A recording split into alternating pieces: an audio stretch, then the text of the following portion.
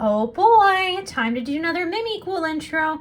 Joseph, the last time we did the Mimicool intro, you jumped out of a box and scared me, so you better not scare me.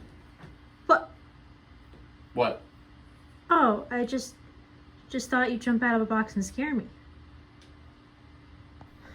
That's right. I was never going to jump out of the box at all. It's Pearly Sadie.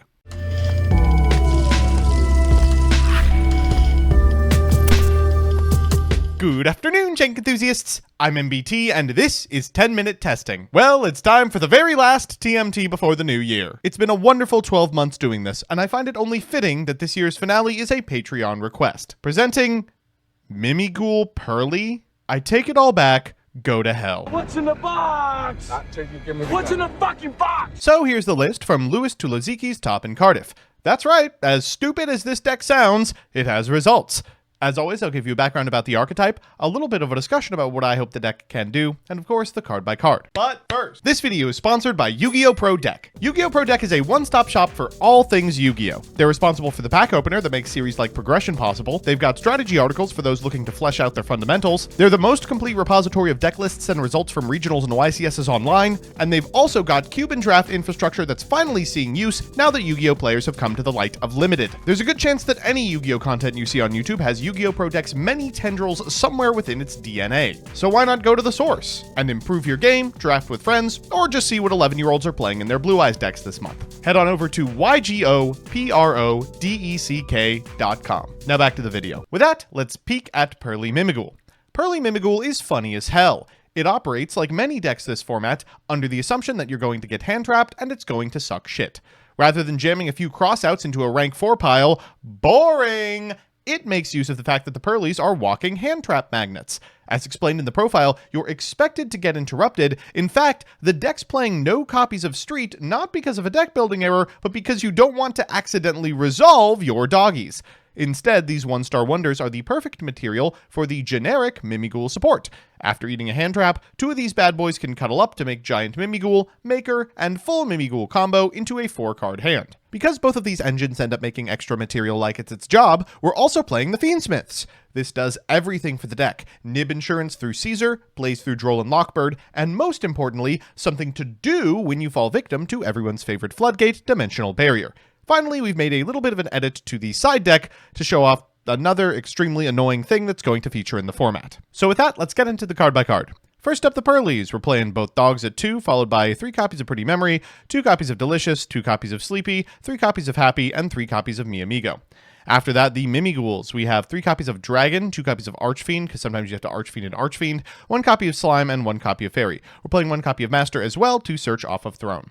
Finally, we've got the Fiendsmiths, 3 Engraver, 1 Lacrima, 1 Fabled Lurie, and then 1 Bestial Magnamut, which is sort of engine and sort of non-engine. Recall that he can search Dragon.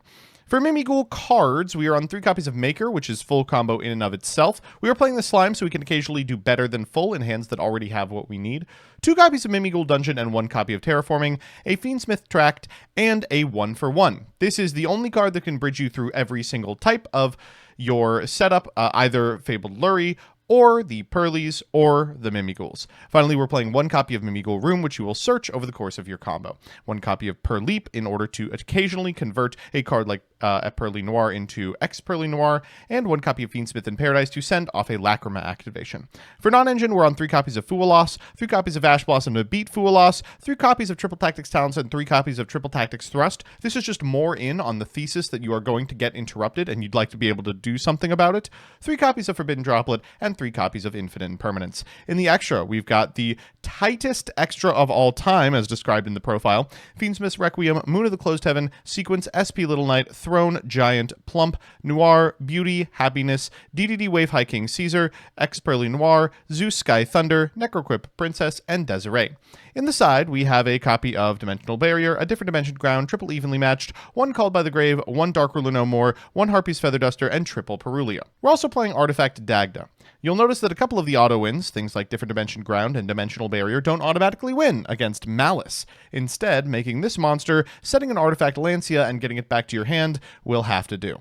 Hopefully we will see it in action, and it will net us a win. Until then, let's check out some games. Our first match is up against Zombie Branded, and ooh, sexy. We're going first. We've got everything we need. We're going to begin with a copy of Mimighoul Dungeon and chain a Happy Memory. That's going to pitch us a copy of 1-for-1 for a PURRELY, who we will then activate in order to grab from deck to hand, Mi Amigo. We'll activate the effect of the Mi Amigo, and she don't remember like she used to. Thankfully, we do get a Sleepy. We'll activate the Sleepy effect in order to pitch the Fool Loss and summon out a Purrely, then activate the Purrely fighting off the top. Oh my god, we hit. We'll take the Sleepy, I guess. We'll finally go PURRELY, targeting the Sleepy to go into a Purrely Noir, and Sleepy effect chaining the Noir in order to grab ourselves a copy of Purrleap and pitch this Triple Tactics Towns for another Purrely. Can we get another card off the top? Okay, well, cat's out of the bag in more ways than one here. Let's go for a Giant Mimighoul. We will use its effect to grab a Maker. Then we'll activate the Maker in order to give our opponent a copy of Dragon and ourselves a copy of Archfiend. We'll trigger the effect of the Archfiend on summon to flip up that Dragon. Then the Dragon's effect will trigger. We will get it. Then we can activate the effect of the Mimighoul Dungeon for another Dragon. We'll go for a Throne here, normal summon the Dragon. Then we'll activate the Dragon's effect for a Room. The reason we're playing 3 Dragon isn't because Dragon is just that dang good. It's because you go through 2 of them over the course of the mainline combo. Finally, we're going to go into Moon of the Closed Heaven, into Fiendsmith Requiem, into Lacrima. Lacrima here is going to set a copy of the Fiendsmith to the graveyard, and we will go ahead and equip to the Lacrima to convert into a Necroquip, Fiendsmith Engraver to bring itself back, and finally overlay for a Wave High King Caesar before setting a card, giving our opponent a Mimighoul Archfiend and passing turn. Our opponent's going to draw for turn and begin with a copy of Branded Opening. That is not resolving. We're going to go for the effect of the Wave High King Caesar, then we'll activate the effect of the Noir in order to draw, and then you know what? Let's go ahead and rank that bad boy up as well. We will draw an additional card, and then we can Ep Purrely Noir as often as we want, and we're back up to 4. Mimighoul Archfiend will trigger here. We're going to go back up to 5, then they're going to trigger the effect of the Tragedy. Afterwards, we're going to go for Room. Room is going to summon to our opponent's side of the field a copy of Fairy. After that, they're going to go for Branded in red, targeting the Despian Tragedy, and then surrender. Our second match is up against the Rizzler, and once again, we are going first. Unfortunately, our opponent has drawn one of the many cards that gives this deck pause. Get it? Because it's Purrely. Droll and Lockbird is a real issue for the strategy, especially because Fiendsmith is designed to be the part of the deck that plays around it the most effectively, and we have drawn the Fiendsmith, which is the individual card that does not play around it very well. They're going to Droll and Lockbird here, but we can still accomplish a little bit. We're going to go Lacrima for Fiendsmith and summon back the Fiendsmith, at which point we can make a sequence. Sequence here is going to shuffle back all of these cards in our graveyard in order to make a copy of Desiree, then we'll sequence targeting the Desiree in order to give us a negate. Finally, we're going to go for the Face-Up Dungeon and fire off a Triple Tactics Thrust to kind of get the Mimighoul half of our deck online by setting a Room. Our opponent's going to begin with a copy of Bonfire. They're going to go ahead and grab an Ext, then activate the effect of the Ext, summoning it to their side of the field and negating the effect of the dungeon using the Mirror Logic Aggregator. From here, they can normal summon an Ice Raziel. We will go ahead and activate the effect of the Desiree and negate everything on the field. Afterwards, they're going to go for a Sword Raziel and activate its effect in order to add an Ice to hand. From here, they're going to go Duo Drive. That's an Ignition, so we'll fire off the Room, give them a copy of Dragon, and set that Duo Drive face down. They'll go for the Ice here and then activate Plugin, bringing back the Duo Drive and equipping as well, so they can then activate the Duo Drive into our Forbidden Droplet. We're going to send 2 in order to negate the last couple of monsters on the field, and we're going to use the effect of the Desiree in graveyard to put a 4-star monster into their graveyard so that they can't make another rank 4. From this position, I'm feeling pretty good. We're going to go for the Mimighoul Dungeon. They will chain Plasma Hall. We'll chain Room so that we get to retain the dungeon, but it doesn't really matter. It's not going to resolve. Too bad for them. We already have the Dragon. We'll go Dragon into Maker, then activate the effect of the Maker in order to give our opponent a Slime, and we get a copy of Archfiend. We will go for Archfiend. We're going to flip up that copy of Dragon. That's going to blow up their entire board and get us access to Giant Mimighoul. We will add a copy of Fairy to hand, then we'll use the effect of the Fairy to summon to our side of the field, at which point we can overlay for a copy of Throne. Throne is going to grab us Master, and this should be all she wrote. Just going through the motions here. Master effect in order to grab Archfiend, Fiendsmith's Tract in order to grab Lurie, Lurie effect to summon it to our side of the field, and we can go through this entire line again. Requiem for a copy of the Fiendsmith, and then afterwards a Requiem targeting the Fiendsmith. That's an additional piece of material. Let's go ahead and target it with our Giant to do 1,000 before we go for a sequence. We're going to shuffle back the Desiree using Fiendsmith before we make a Little Knight, and then sequence effect so we can bring back out the Desiree. From this position, we are just going to go for Mimighoul Dungeon and hit the battle phase button. We'll get in for a ton of damage, and our opponent decides it's better to scoop it up. So it's time for game 3, and you know what that means, a best of 3 versus meta. Our opponent's on Malice Sky Striker, incredibly powerful deck. Our hand is okay. We're going second. This deck does like to use the Purrely cards to equalize board states through Way of Zeus, and it's playing a lot of breakers, things like Forbidden Droplet that can potentially beat back built boards, but Malice is really, really strong. It's good at making a board that cannot be interacted with under any circumstances, especially these Striker versions. They're going to begin with a copy of Allure of Darkness, banishing Chessy Cat, then triggering the Chessy Cat and the Banished Stone, summoning it to their side of the field, and cycling a Chessy Cat in order to draw 2. They're going to go Malice and Underground to banish a copy of Dormouse, then Dormouse effect to summon it to their side of the field, Dormouse effect on field, and the gang's all here. Out comes White Rabbit. Let's go ahead and grab ourselves a copy of that TB11.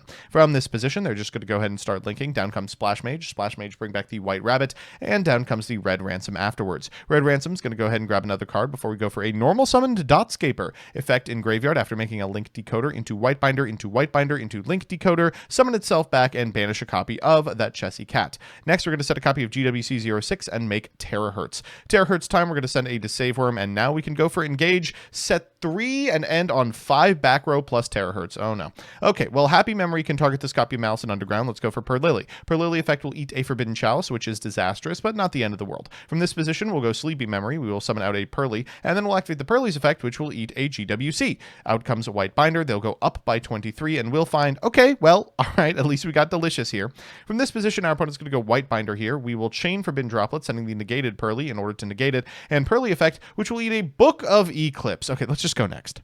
So it's time for game 2, and oh, thank God, no interaction. All right, well, kind of turns off the triple tactics talents, but no biggie. We're going to go for Dragon here. That's going to grab us a Maker. Maker's going to put an unnecessary sex scene on our opponent's side of the field, and then afterwards we're going to grab a Slime into a Master. Master effect is going to grab a Fairy. We'll special summon that Fairy, and you know what? Let's just start doing the Fiendsmith stuff now. I probably should have led with this. We're going to go Fiendsmith into Tract, into Lurie, into Summon it to our side of the field. Afterwards, we're going to go into, unsurprisingly, a Requiem. Requiem into a Lacrima. Lacrima effect in order to send from deck to graveyard a copy of Fiendsmith. Then Engraver to shuffle a card back, summon itself, and then finally a copy of Dagda. All right, get excited for this. Throne effect, targeting Master, will chain the effect of the Dagda to set a Lancia. Then afterwards, we are going to bounce that Lancia, set a Droplet, and pass back to our opponent. Whoa, not so fast there, buddy.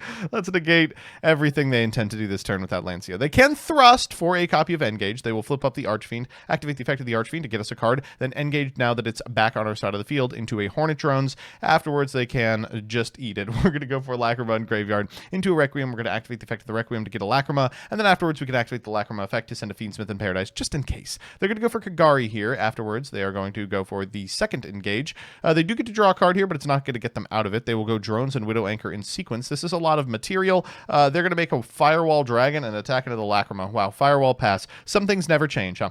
All right, we draw for turn, and this should be all she wrote. We're going to begin with a copy of Forbidden Droplet, then afterwards we can go Maker, give our opponent a copy of Dragon, and you know what, let's take that Archfiend as well. We'll trigger the effect of the Archfiend. That'll flip up the Dragon, pop the Firewall Dragon on their side of the field. They will activate TB11 to go into White Binder, but guess what? Fiendsmith in Paradise in the graveyard means we can go for Desiree and send that copy of White Binder away. Finally, Giant Mimighoul for room. We can activate Triple Tactics Talents. We see they're working with Hot Nothing, and we'll go Fiendsmith Engraver, putting back the Desiree. We should just be able to sauce him here.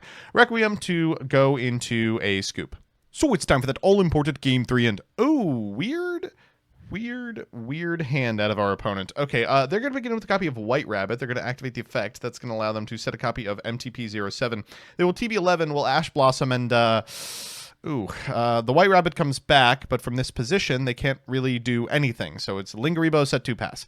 All right, well, let's begin with a copy of Slime. We're going to summon it to our opponent's side of the field. Then afterwards, we can go for the Archfiend, trigger the effect of the Archfiend to flip up the copy of Slime, give us the Slime, summon out a Dragon, and trigger the effect of the Dragon in order to grab from deck to hand a Dungeon. We're going to go Thrust here. They're going to Ash it. I'm pretty sure that's all that they have left. We're going to go for a Giant Mimighoul here. They will Book of Eclipse. All right, I stand corrected. Afterwards, we're going to grab a Maker and go for Dungeon. We will activate the effect of the Dungeon in order to grab a Fairy, and activate the effect of the Maker in order to give our opponent a Dragon to our copy of Archfiend. We're going to special out the Dragon, then we're going to special the Fairy from our hand. Then from here we can go into a Moon of the Closed Heaven into Requiem. Requiem is going to grab us a Lacrima. Then afterwards we'll activate the effect of the Lacrima to send the Fiendsmith to the graveyard, which we will summon out by shuffling back the Moon. From here we can go Requiem targeting the Fiendsmith Engraver, so we can then use the Fiendsmith Engraver to send this copy of Linkaribo. We want that Impermon for next turn. Sequence here is going to grab us a copy of Desiree, unsurprisingly. Then afterwards they're going to go MTP07 in order to grab themselves a Chessy Cat. We will go Sequence here, targeting the Desiree, and then give them an Archfiend before setting a card in passing turn and drawing 2. Fualas, a little late. Afterwards, they're going to flip up a copy of Dragon that blows up everything on their field, and an Archfiend which draws us a card. But they can now play. They're going to go Chessy Cat. That's worth an Imperm in my book. Afterwards, they are going to go ahead and just pass turn. I think trying to expedite the process. We've done it. I can't believe it. We didn't even need Dagda. Okay, let's get in for well over lethal. So we're back with the deck, and how'd you like Chekhov's Dagda? Let's do the pros and cons. First, the pros. 1.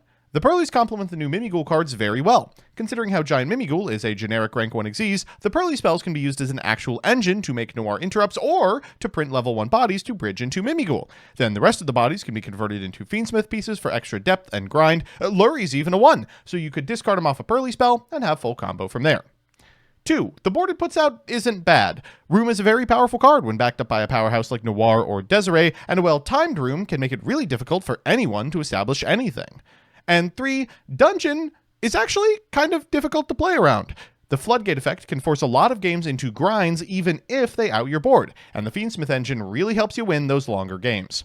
And the cons. 1.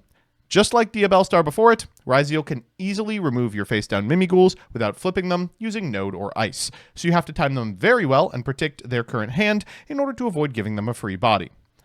2. Lingering hand traps. Droll can be a pain for the deck, as it wants to search 2 to 3 times per turn, but the Fiendsmith engine tries to help mitigate this issue. Being on 60 cards means you see your own Fualas and responses to Fualas much less frequently, and the deck has lots of issues into that card in particular. And 3, the deck has a bit of a problem OTKing without using the Purrely engine. Dungeon slows the game down massively, but in a back and forth game, the deck can't pack the biggest punch. Overall, if you're looking for a way to spice up your Mimighoul gameplay, this is a fairly interesting angle to take, and it's an evolution in gameplay I hope to see expanded in the coming weeks. So that's that. Thanks so much for watching. These videos are made possible by, and occasionally suggested by, my patrons, some of whom have paid a hefty sum to be mentioned at the end of this video. Let's do that now. Thanks so much to About 99 Donuts, Elena Tincher, Alex Perea, Allison Elliott, Ally, Brett Henry, Cool Name, Darkmaster Zork, Derp and Dragon, DJ Elefante, FPS Lord Derp, John Piet, Killer Croc 467, Night Mary, Legal Rights, Lockstone, Luis Hernandez, Lullaby of Souls, Master of Faster, Matthew M. Derezzo, MBT Play Madolci, Mike Carlotti, N54 Lionheart, Nacho Gonzalez, Naxi Juto, Nebula Yu-Gi-Oh!, Project Mercury, Rohan Doge, Rose Lapine, Soul, Troy Says By Erasure Is Gay, Who's Nick, Wonder Waffle, and Yuki. Couldn't have done it without you.